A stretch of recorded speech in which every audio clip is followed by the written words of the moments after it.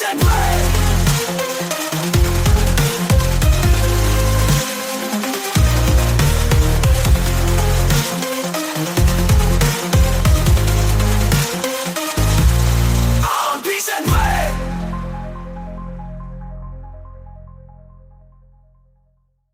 oui, parce que je voulais lancer l'épisode avec un titre en tête. Et le but du jeu, c'était que ce soit les 1000 visages de l'horreur par rapport à Nyarlathotep, qui a les 1000 masques. Et du coup, je me dis qu'en fait, malheureusement, pour parler des sous-genres de l'horreur, en fait, on risque d'avoir besoin de plus d'un épisode finalement. Donc 1000. On va avoir 1000 épisodes sur l'horreur. Pour les gens qui peuvent pas blairer le cinéma d'horreur parce que ça leur fait peur, voilà. C'est-à-dire comme moi notamment. Alors le jeu vidéo, c'est pas que tu peux pas blairer, c'est qu'il y a des gens qui s'énervent en disant mais c'est pas réaliste, et puis toi tu fais partie de ceux qui n'osent pas regarder, ce qui est différent. C'est vrai, il y a un côté, c'est horrifique, et puis c'est surtout il y a ce côté quand tu joues en plus t'es jamais sûr de pas avoir affaire en plus à un train fantôme, parce qu'il y a différents types de jeux vidéo d'horreur. Tout comme il y a différents types de films. Alors, quand même, il va falloir que je te présente dans cette émission. Parce qu'il y a des gens qui n'ont pas écouté l'émission précédente où tu étais. Mais qu'est-ce qu'ils attendent? Et qu'en plus de ça, on se retrouve avec donc Salomé Neuvière. Enchantée, bonjour. Qui, outre le fait que avec le Manoir du Crime, tu masterises du jeu de rôle. Alors des fois avec des trucs plutôt mignons comme Donjons et Chatons, avec des trucs moins mignons des fois aussi avec Myr. Plus souvent. Tu es à la fois quelqu'un qui a étudié la littérature moderne, la criminologie. Oui. La psychologie criminelle. La psychologie criminelle, ce qui va avoir une importance pour la suite. Et puis pour d'autres émissions aussi, mais ça, on en reparlera aussi. Là, il nous en reste 999, quoi. Sans parler des émissions sur Sherlock Holmes. Oui, voilà, aussi. Que je tease, parce que voilà. Mais effectivement, on a toute cette partie-là. On a le fait que tu écris aussi de l'horreur. Oui. On avait parlé donc de l'horreur dans le jeu d'une façon générale. On avait parlé du cas d'Alan Wake, forcément, de Silent Hill un petit peu. Mais en fait, on se rend compte que très vite, on a une variation gigantesque en termes de genre qui fait écho un petit peu au cinéma. En fait, déjà, on a dans l'horreur, on a le monstre, on a le slasher. Et tu me parlais du fait qu'il y avait une explosion en fait des films d'horreur dans les années 80. Voilà, enfin... Alors, en tout cas, les films d'horreur donc existent depuis très longtemps. Finalement, dès que le cinéma a commencé à apparaître, il y avait un côté justement le cinéma de Georges Méliès, des Frères Lumière. Il y avait justement quelque chose de très terrifiant à l'époque. On a tous justement un de ces premiers films où il y a le train qui arrive en gare, où apparemment les spectateurs dans la salle étaient paniqués d'avoir l'impression d'avoir un train qui rentrait vraiment dans la salle et qu'ils allaient tous se faire écraser. Donc il y avait un côté très fascinant à l'époque justement de voir justement donc des images qui bougent, qui s'alignent justement pour former donc une histoire. Et très tôt le cinéma d'horreur s'est implanté, mais c'est vrai que c'était plus quelque chose de déstabilisant. Il y avait des apparitions démoniaques, il y avait des apparitions de fantômes, il y avait vraiment un jeu, et surtout qu'à la fin du 19e siècle, il y avait tout un engouement pour la photographie en lien avec tout ce qui était spirituel. Justement, on pensait que en photographiant les personnes, on capturait une partie de leur âme. Donc forcément, le cinéma et la photographie étant très étroitement liées, ce lien a perduré même dans le cinéma. Donc le cinéma d'horreur existe presque depuis l'origine du 7e art. Mais par contre, effectivement, il a adopté plusieurs masques, on pourrait dire.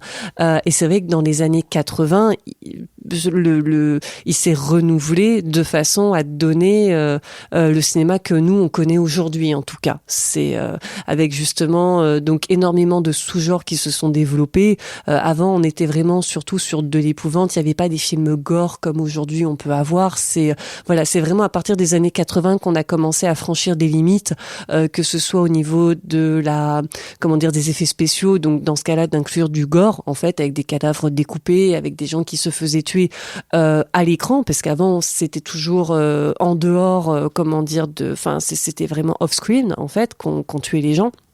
même dans les films d'horreur, on ne voyait pas les gens se faire tuer à la caméra, quoi. C'était vraiment très suggéré, très évoqué.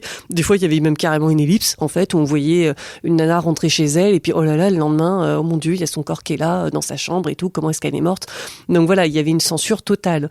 Donc, et c'est vrai, vraiment, à partir des années 80, qu'on a commencé justement à franchir des limites, notamment parce que les effets spéciaux, cette recherche au niveau du maquillage et tout ça, il y a eu, en fait, presque un rejet de censure, et ça a été encore aujourd'hui, on est toujours dans le toujours plus loin, en fait.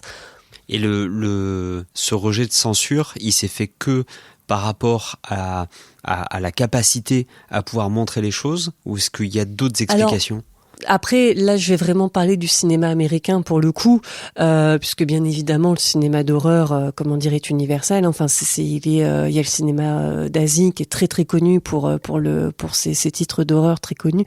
Mais en fait, au niveau des États-Unis, on a déjà 2 événements assez marquants. On a l'assassinat de Sharon Tate en 1969 par la bande de Charles Manson, où c'était une star hollywoodienne, c'était la femme de Roman Polanski, et il y a eu un choc vraiment horrible de se dire que une jeune star qui était très belle, qui avait l'air très gentille, qui était appréciée de beaucoup, a pu se faire assassiner comme ça, avec des amis à elle et tout ça, donc dans la maison.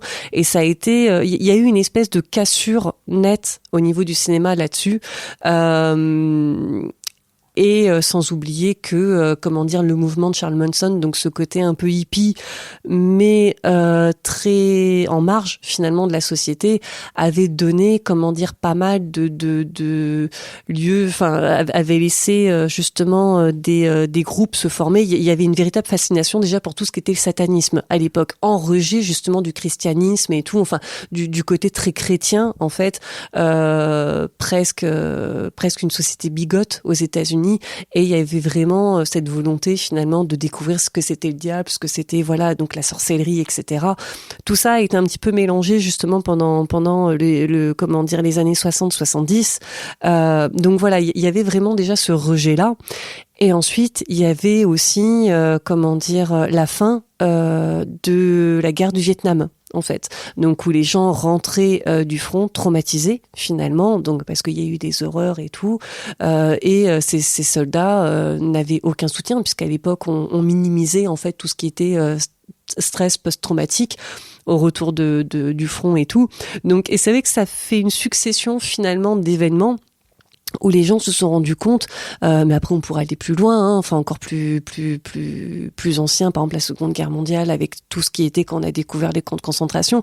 Donc c'est vrai qu'en fait, durant le XXe siècle, je pense, il y avait autant avant le XXe siècle, on avait cette idée que les bonnes sociétés, il était impossible d'être violent, d'être méchant, d'être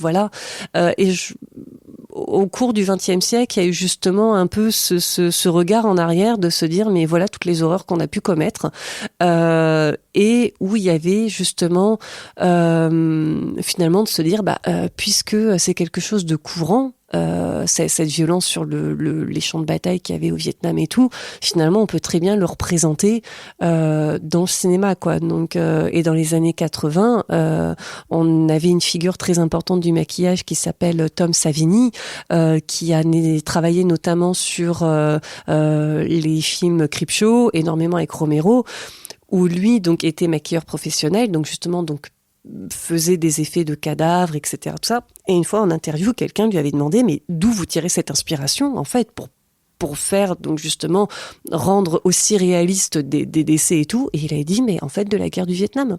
Il dit je me suis inspiré de tout ça en fait. Donc c'est terrible et en même temps parler du cinéma, c'est aussi parler du jeu vidéo, puisque à un moment donné, on a des gens qui dans les années 80-90 découvrent, rentrent en plein dans le cinéma d'horreur.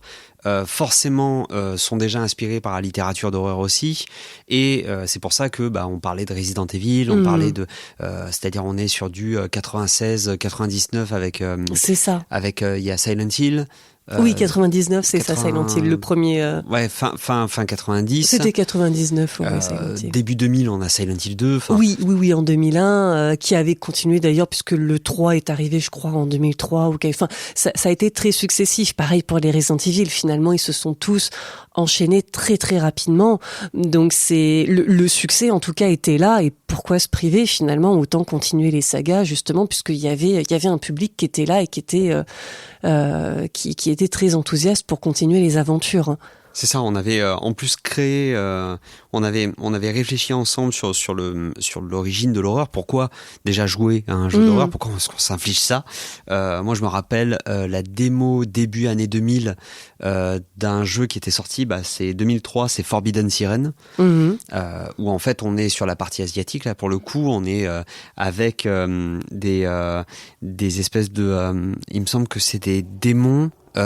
Qui prennent possession du corps, donc ça fait très zombie. Oui. Et en fait, la particularité, c'est que votre personnage peut voir à travers leurs yeux. Et ils vous cherchent. Ouais. Donc en fait, quand t'es planqué alors t'es dans une espèce d'école, il fait nuit, et en gros t'es planqué dans un placard, et en fait tu vois le démon qui est en train de chercher d'une pièce à l'autre, et qui en fait est dans la bonne pièce, et tu le sais. On pouvait se défendre dans ce jeu-là, je sais plus. Ou est-ce que c'est comme dans Outlast et Amnesia, où en fait on est complètement livré à soi-même? Parce que ça aussi, c'est quelque chose de très différent par rapport aux deux titres iconiques comme Resident Evil et Silent Hill, où là, par contre, on récupérait des armes, on avait tout un arsenal pour se défendre. Il y a des jeux où effectivement, ça fait partie du gameplay, c'est fuyer en fait, c'est rester caché ou fuyer quand vous le pouvez. Parce que vous ne pouvez pas vous défendre face aux monstres que vous allez rencontrer, face aux entités, etc. Donc, Tout à fait. Et il y a notamment Project Zero. On parlait du parallèle cinéma-jeu vidéo. Et photographie. Et photographie. Du coup, photographie, c'est que Project Zero, on photographie les fantômes. C'est ça. Pour pouvoir justement... C'est un moyen de défense aussi. Ah oui. Et ce qui est très intéressant, c'est que ça rejoint une idée qui finalement est une idée de société, étant que la caméra est une arme. Oui. Qu'on retrouve notamment dans Rec, où elle va se battre pour continuer à filmer, quoi qu'il en coûte. Où on a ça dans certains films d'horreur, où on a justement ce fameux caméraman qui va filmer. C'est ça.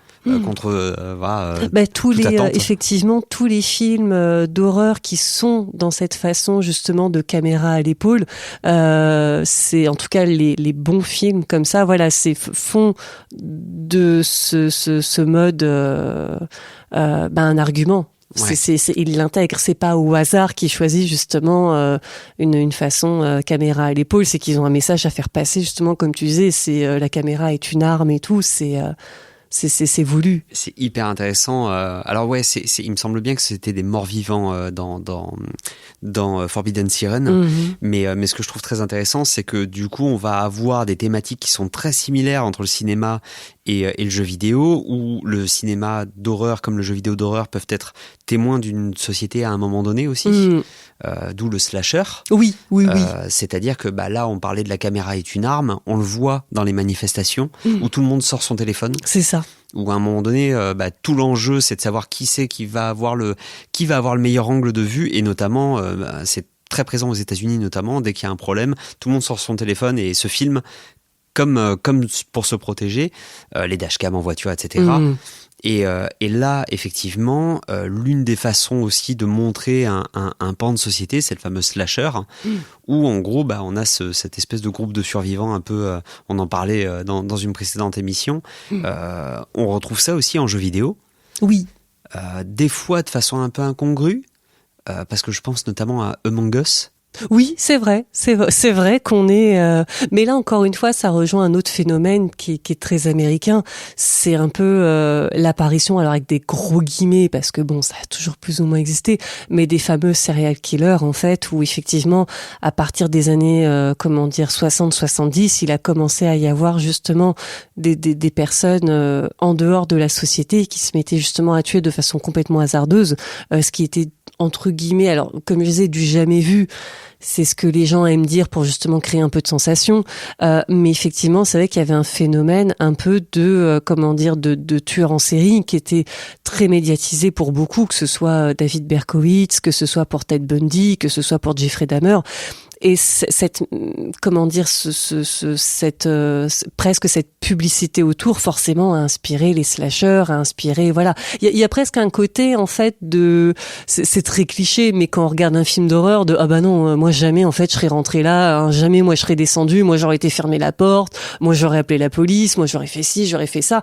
Et c'est vrai que quelque part, est-ce que quand on lit des histoires justement comme ça de tueurs en série, il n'y a pas une façon de se dire non mais moi ça me serait pas arrivé parce que de toute façon j'aurais fait comme ça. Donc les films d'horreur sont presque une simulation quoi, au même titre que les jeux d'horreur au final. Donc c'est ouais. Et pourtant quand on joue à Dead by Daylight et qu'on est poursuivi par une personne qui incarne le tueur ou la tueuse, bah en fait on se rend compte qu'il y a certaines erreurs tactiques qu'on fait sur le moment, comme s'enfermer des fois avec les palettes, on essaye de se créer des barricades. C'est ça, des obstacles pour le ralentir. Alors j'ai une tactique moi qui fonctionne pas mal, c'est et peut-être que dans la vraie vie ça fonctionne, mais enfin de là à pouvoir ressortir ça en vrai, je sais pas si j'aurai le courage, mais c'est de surprendre le tueur. C'est lui courir après, c'est pas mal aussi. Ça arrive de faire des games comme ça où en fait si jamais le tueur est en train de transporter quelqu'un sur son épaule et tout, c'est tu lui tournes autour en fait, c'est t'essaies de le déstabiliser etc. C'est au lieu de fuir à côté et de rester caché en attendant la situation, de se dire bah tiens je vais aller sauver mon pote et tout ça. Tu peux le ralentir en fait justement et lui courir après, il y a aucun problème. Donc ça le détourne aussi des fois quand t'en as un qui est blessé en fait et que toi t'es en bonne santé et que le tueur notamment donc va vers la proie plus facile, celle qui est en train de qui trébuche et tout, toi par contre qui peut sprinter tranquille, tu lui passes sous le nez en fait et t'essaies d'attirer son attention. Ça fonctionne dans certaines games, ça peut fonctionner. Oui, puisque quand on est en bonne santé, on se déplace beaucoup plus vite que quand on est blessé. On essaye à plusieurs d'animer de réparer des générateurs. C'est ça. Avec une espèce de quick time event. Donc il y a un jeu d'adresse pour pouvoir les réparer. Sinon, le tueur nous voit voit le générateur qui a été endommagé. Oui. Alors il y a des capacités comme ça effectivement où s'il y en a un qui est en train d'être réparé, le tueur le repère. Sinon, il y a tout simplement. Alors en fait, ça s'entend au bruit. Dead by Daylight, donc qui est un des au niveau des sous-genres. Donc il y a, je crois que c'était l'horreur inversée, où justement parce que là c'est un joueur qui fait peur à d'autres. Ça respecte ce principe-là. En fait, Dead by Daylight, c'est énormément sur le son, dans le sens où par exemple la majorité des tueurs, à part quelques-uns, notamment Ghostface et Michael Myers, les joueurs entendent leur cœur battre de plus en plus vite et plus il bat vite, plus le tueur est proche en fait. Et le tueur a un peu le même système, c'est que il va entendre les bruits de réparation et il va se repérer grâce à ça notamment pour tomber sur les survivants qui sont en train de réparer le générateur. Donc il y a vraiment un choix, un travail sur tout ce qui va être les sons pour se repérer en fait. Et ce qui est assez génial puisque quelque part c'est ça qui fonctionne quoi. C'est ouais. Ça fonctionne très très bien et derrière il y a vraiment cette question tactique de savoir comment est-ce qu'on essaye justement de s'adapter, comment est-ce qu'on arrive à coopérer ou est-ce qu'au contraire on abandonne la pauvre victime. On est d'accord que bon, ça c'est il y a beaucoup de parties. Disons que c'est ça. Je sais pas combien d'heures de jeu j'ai sur Dead by Daylight, mais disons que j'ai eu de très très bons collègues, on va dire, de très bons coéquipiers et d'autres très très très mauvais. Après, je juge pas, mais voilà quoi. Disons que c'est quand on joue à Dead by Daylight, surtout quand on veut jouer côté survivant. Moi, j'aime beaucoup, à croire que voilà, ça m'amuse de me faire courir après par un tueur masqué, j'en sais rien. Ça m'est jamais arrivé dans la vraie vie, je peux pas encore savoir. Mais j'espère que tu sauras jamais, Marco. mais c'est qu'effectivement, faut pas oublier que c'est justement tout le sel, c'est que c'est un peu un travail d'équipe face à un autre joueur qui a accepté d'être tout seul. C'est justement de toute façon un jeu inégal exprès justement. Donc ouais, c'est là où on a un contre-pied total à on parlait de Silent Hill dans l'horreur psychologique. C'est ça. Avec ce personnage traumatisé qui est face finalement à des traumas qui prennent vie. Oui. Tout à fait. Qui sont assez violents. Et il se trouve que, effectivement, depuis le début de cette émission, déjà, on retrace quand même à la fois l'explosion, mais aussi la diversification, finalement, de l'horreur au cinéma. Et dans le jeu vidéo, en fait, on retrouve cette partie-là, puisque En fait, on vient d'opposer Dead by Daylight à Silent Hill, c'est-à-dire le côté multijoueur où on joue à se faire peur d'un côté. C'est ça. Et le côté solo C'est ça. Où on va vraiment rentrer en immersion. On pourrait même, en fait, il faudrait presque consacrer un épisode sur les jeux indépendants. C'est ça. Qui sont une vision très d'auteur, forcément, oui. sur cette partie-là, et encore que, parce que Silent Hill est quand même très teinté aussi. Oui. Mais c'est de l'introspection finalement, Silent Hill. C'est ça. Alors que ce qui est intéressant, c'est que, voilà, je citais Among Us, dont le principe, c'est d'avoir au moins un ou plusieurs imposteurs dans un équipage qui essaye de régler des trucs, très loup-garou de terre solide. C'est ça, c'est ce que j'allais dire. Et du coup, on est presque sur une horreur paranoïaque. Oui, c'est ça, puisque en fait, c'est un peu à la façon d'ailleurs de The Thing de Carpenter, tout à fait. En tout cas, qui est en fait un remake d'un film d'origine. Mais c'est effectivement ça, c'est qu'on est censé être un groupe dans un univers hostile. Donc The Thing, c'est en pleine neige en Antarctique, ou alors Among Us à bord d'un vaisseau spatial. Et sauf que visiblement, il y a des membres de l'équipage qui veulent nous nuire en fait. Et c'est d'essayer de comprendre donc il y a la phase de vote et tout, un peu comme dans le loup-garou de tierce-lieu, mais effectivement ça amène à douter, quoi, même quand on joue entre potes, où on se dit mais c'est toi, t'es imposteur, je t'ai vu et tout, mais non, c'est pas vrai, puis c'est sa parole contre la nôtre et ainsi de suite, quoi. Donc et qu'en plus on a le jeu de société The Thing. Oui. Que tu as pu tester. J'ai pas encore eu le plaisir, mais visiblement bientôt. Bientôt tu l'auras. On en rediscutera à ce moment-là. Je pense que la partie sera haute en couleurs, puisque ça reprend évidemment en plus le principe du film. Exactement. Où on se retrouve vraiment avec les personnes joueuses autour de la table qui se font contaminer par la chose les uns après les autres. C'est ça. En fait, c'est que le jeu commence. Donc je crois que ça peut se jouer minimum à 4. C'est plus intéressant d'être quand même assez nombreux. J'ai plus le nombre de joueurs en tête. Je crois qu'on peut aller jusqu'à 7. Mais effectivement, en fait, au tout début de la partie, une personne se fait contaminer. En fait, c'est un système de jetons. En fait, il va y avoir dans un sachet, en fait, le nombre de jetons, donc de joueurs.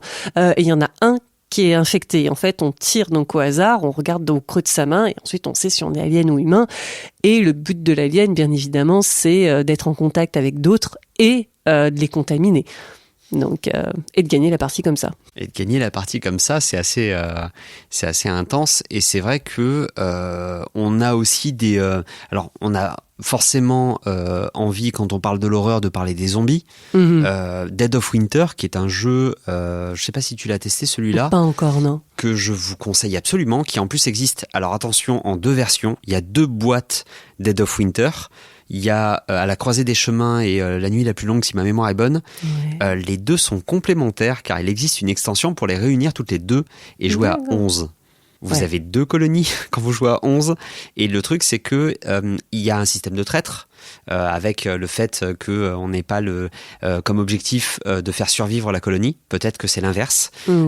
Sauf que il y a, même si vous n'êtes pas traître, potentiellement vous avez des petites paranoïas. Vous avez une carte objectif qui va vous dire vous réussissez si tout le monde réussit.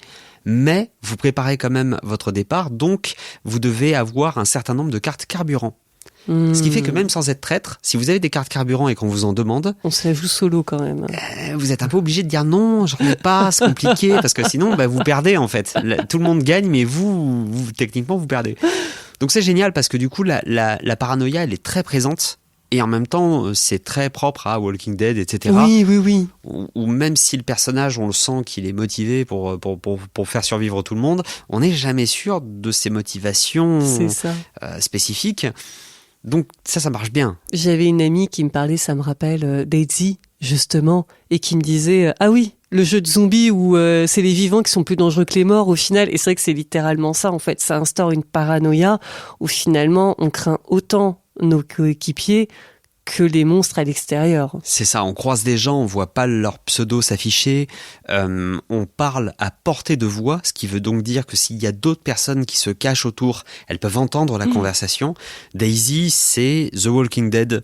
Si vous aimez la série, vous ne pouvez que aimer Daisy. Par contre, c'est un rythme très lent, mais on va migrer en plus sur l'horreur paranoïaque à finalement le survival horror. C'est ça. Il va aller sur le même terrain que The Forest, que Subnautica qui se déroule sous l'eau, ou effectivement dans le survival horror, c'est là où on a Resident Evil dont on parlait. C'est ça, l'emblématique. Juste avant, l'emblématique. Inévitable, inspiré de Romero. Et donc c'est vrai que même si on peut développer, parce que mine de rien on a l'horreur indicible avec tout ce qui est Lovecraft. C'est ça. Qui est assez qui ne costaud, se voit pas, voilà, c'est ça. C'est qui est l'innommable. Avec voilà, c'est ça. C'est très très fort. L'inimaginable, c'est qui a un principe de la peur finalement. Qui a un principe de la peur et qui prend très bien forme en jeu de rôle. Notamment, où du coup la description va faire appel à, puisque vous avez une personne qui est conteuse, et c'est cette personne-là qui va vous donner de quoi générer une image dans votre tête, mais potentiellement c'est pas exactement ça, et c'est ça qui marche aussi. C'est ça. Cette ambiance-là, potentiellement autour d'une table à peine éclairée, ça peut vraiment très bien marcher. Et donc effectivement, entre ça, l'horreur psychologique, le slasher, on a vraiment tous les genres qui sont représentés. C'est des déclinaisons, c'est ça, d'un genre qui est très très vaste, qui est très prolifique en fait, et qu'on peut qu'on peut explorer et décliner selon nos envies, selon nos faiblesses également. Donc c'est pour ça que le jeu vidéo et le jeu de plateau ou jeu de rôle se marient très bien finalement à l'horreur. Avec un point commun aussi, c'est que parfois les remakes s'éloignent du message original. C'est un peu ce que tu m'as dit. Ça peut, oui, effectivement. Parce que quand on voit le remake de The Thing, qui est en fait un préquel, mais bon. Ah, tu parles de celui le plus récent, la préquelle, d'accord. Oui, effectivement, ils ont voulu, je pense, essayer de moderniser ça avec de nouveaux effets spéciaux, mais sans... Alors que ceux d'origine sont déjà très très bons encore. Ouais, et c'est là où tu me parlais avant l'émission de Silent Hill 2, le remake. Oui. Où toi, tu conseillerais plutôt de jouer à l'original. Alors, je conseillerais de jouer aux deux finalement, dans le sens où ils ont modernisé le remake. C'est pas juste un simple remake, mais effectivement l'ambiance change, le propos aussi, dans le sens où Silent Hill 2, donc pour rappel, c'est un homme qui est veuf en fait depuis 3 ans et qui reçoit une lettre de sa femme décédée également, qui lui dit pour vraiment avoir une autre vision en fait, finalement, donc, là où ils ont passé leur lune de miel quand c'était encore une ville touristique avant d'être une ville fantôme. Donc il s'y rend et là donc ça. Oui, on est vraiment sur la même comparaison effectivement où en fait ça y a deux. Alors là le support est le même, mais par contre l'histoire, que ce soit au niveau de la voix, atmosphère, je trouve quand même assez différente. Il y a du positif dans les deux versions, je trouve, et qui sont complémentaires. Ça, finalement, je dirais. Et en fait, on est accompagné par Réa justement dans le jeu. Double recommandation. Et puis on aura l'occasion de rediscuter notamment c'était vraiment très. On est très seul en fait. Oui, on est face à des gens un peu comme dans un rêve.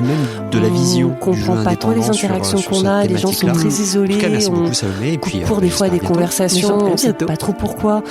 Alors que là, dans le remake donc qui est sorti fin 2024, on a beaucoup plus d'interactions. Alors c'est plus réaliste. Et en même temps, on a ce sentiment de solitude qui est très cassé finalement. C'est c'est un peu, on va dire, c'est vraiment une revisite. C'est intéressant, mais le premier ayant très bien vieilli, je pense qu'on peut s'autoriser à refaire l'original également pour vraiment avoir une autre vision finalement. Donc ça fait un peu penser à ce que les gens disent entre le livre et le film, en disant n'hésitez pas à lire le livre d'abord. Oui, mais on est vraiment sur la même comparaison effectivement où en fait ça va être deux. Alors là le support est le même, mais par contre l'histoire a une atmosphère, je trouve, quand même assez différente. Il y a du positif dans les deux versions, je trouve, et qui sont complémentaires, finalement, je dirais. Écoute, merci beaucoup. On va pouvoir terminer sur cette recommandation. Double recommandation. Double recommandation. Et puis on aura l'occasion de rediscuter, notamment des monstres dans le jeu vidéo, parce que on a de quoi faire. Et puis même de la vision du jeu indépendant sur cette thématique-là. En tout cas, merci beaucoup Salomé. Et puis j'espère à bientôt. Mais j'en prie, à bientôt.